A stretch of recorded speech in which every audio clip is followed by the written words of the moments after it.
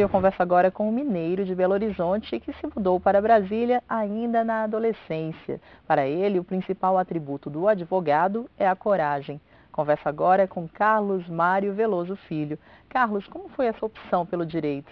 Bom, eu tinha uma influência muito forte dentro de casa, né? Meu pai era magistrado e desde os meus 4 anos, então eu convivia com aquela pilha de processos dentro de casa, uma estante cheia de livros de direito, mas eu não tinha consciência de que eu gostava da profissão. E só me decidi praticamente no dia de fazer a inscrição no vestibular. Depois, com o tempo, depois que eu fiz o curso, e eu comecei a me lembrar da minha infância, eu tinha interesse, folheava os processos, folheava os códigos. Então eu constatei depois que sim, eu tinha vocação e gostava do direito, né? Não foi uma escolha de última hora também não, né? Você não se deu conta disso, mas já a vocação estava ali. Exatamente, foi o problema, foi assim, apenas caiu a ficha depois que eu gostava, né? Como era conviver nos tempos de infância, com tantos livros, com tantos processos? Essa curiosidade, ela já estava lá, já estava madura? Ou não, você lia, mas deixava de lado? Eu lia, né? E deixava de lado, apenas por uma curiosidade. E a influência na leitura, assim, a literatura entrou na sua vida também por influência da sua mãe? Ah, claro. Minha mãe sempre gostou muito de literatura. E já na nossa primeira infância ela comprava aquelas coleções de Monteiro Lobato, Francisco Marins. E eu já ali pelos 6, 7 anos devorava esses livros, né? Essas histórias, sobretudo do Monteiro Lobato. Lia a coleção inteira. Então, posso dizer sim que a minha mãe me apresentou a literatura. E de que forma você vê essa relação do direito com a literatura? Bom, a literatura, sobretudo a literatura clássica, é aquela literatura universal e atemporal, né? Aquela que as pessoas leem independentemente do tempo em que vivem e do local onde nasceram, da cultura onde foram formadas. Essa é a literatura clássica. E por que que ela é assim atemporal e universal? Porque ela trata exatamente da condição humana, né? Dos dramas humanos, das vicissitudes, das alegrias, dos desejos mais profundos, das frustrações. E na medida que você conhece a literatura, você se torna também um conhecedor da alma humana, né? E o direito, por outro lado, o que é o direito? O direito não é um fim em si mesmo, né? Meu pai costuma dizer, eu sempre gostei muito dessa frase dele, que o direito existe para fazer as pessoas felizes. Então, aquele que conhece a literatura clássica, aquele que conhece a condição humana, ele vai ter, claro, não é? Aquele que é também não só um jurista, mas um humanista, ele vai ter melhores condições de fazer o direito, né?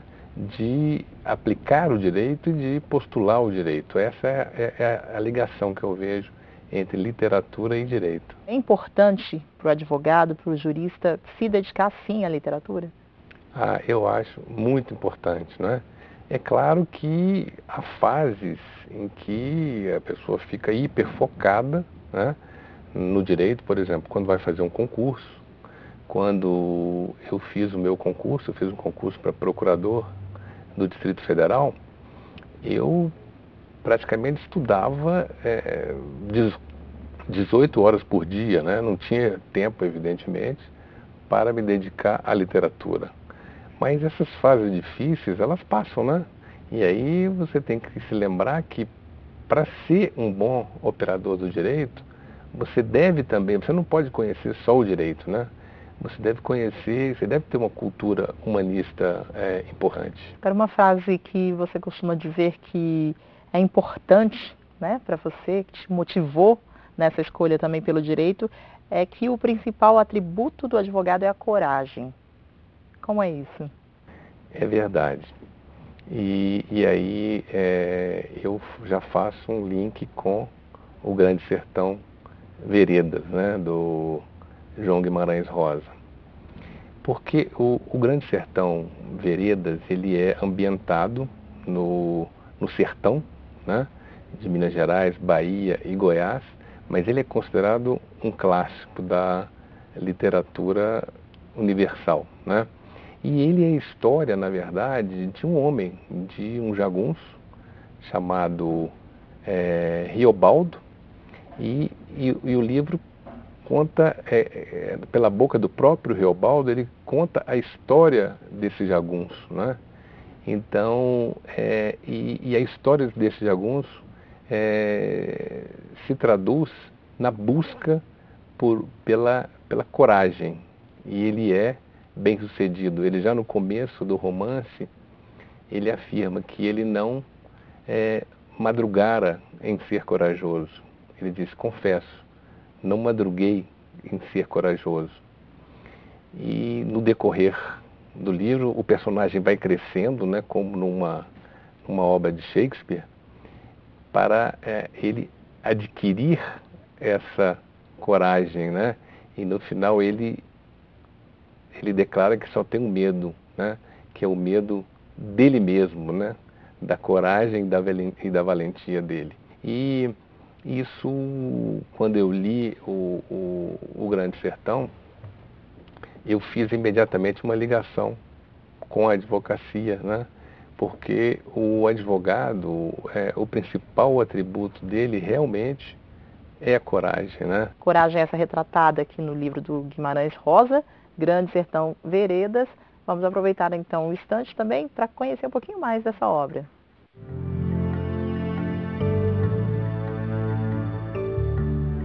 Escrito por Guimarães Rosa, o livro Grande Sertão Veredas é considerado uma das mais importantes obras da literatura brasileira.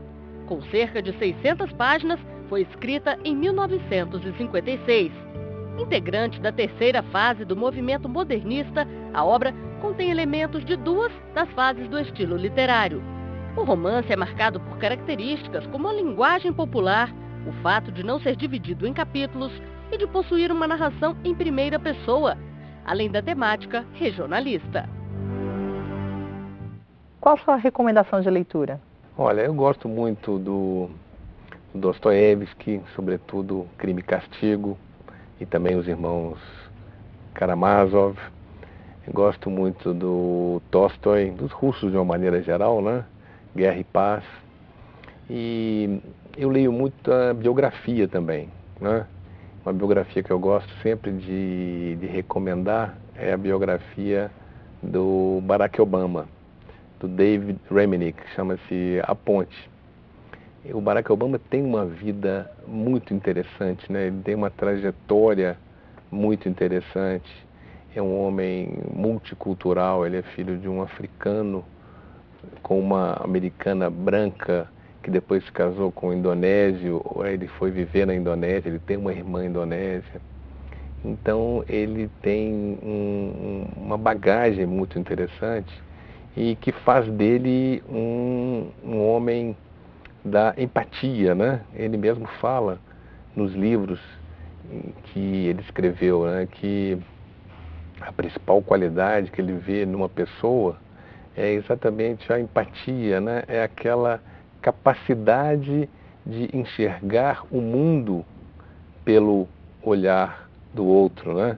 Ele dizia, quando ele era senador, era oposição ao George Bush e discordava de tudo que ele pensava, mas ele conseguia ver uma boa-fé naquilo que o Bush dizia, porque ele conseguia enxergar o mundo pelos olhos do Bush, né? E quando ele fez a primeira ou a segunda nomeação dele para a Suprema Corte, que foi da jurista Sônia Sotomayor, ele declarou, né, que a estava indicando, né, não só pelo seu conhecimento jurídico, mas porque ela tinha esse atributo, né?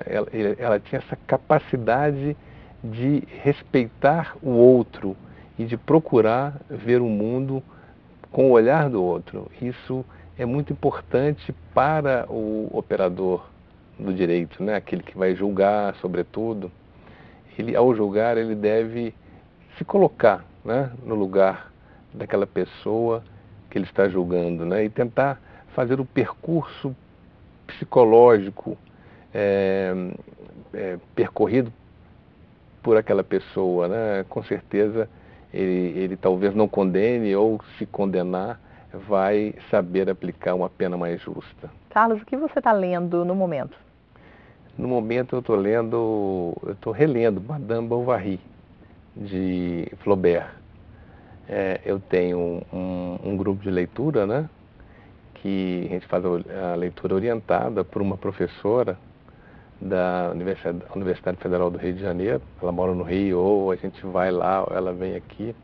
E o livro do momento é Madame Bovary, que trata da questão da desmedida. Né? Desmedida o que é?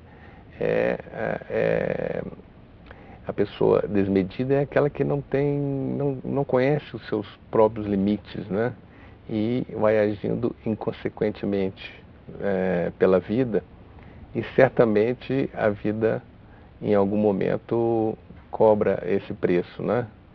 E é uma obra muito interessante do Gustave Flaubert, né? um francês. Quando ele escreveu essa obra, é a história de um adultério, né? Isso no século XIX, com todas as consequências, né, advindas dessa prática nesse tempo, nessa época, né? E ele explora muito essa coisa do psicológico, né, das decisões que são tomadas com base em que. É realmente uma obra muito interessante, que eu também recomendo. Agora, você que faz parte de um grupo de leitura, é um leitor aí assíduo, projetos para futuro, você pensa em escrever alguma coisa? Quem sabe, né? Por enquanto eu estou estudando, né? Quem sabe algum dia eu coloco alguma coisa no papel.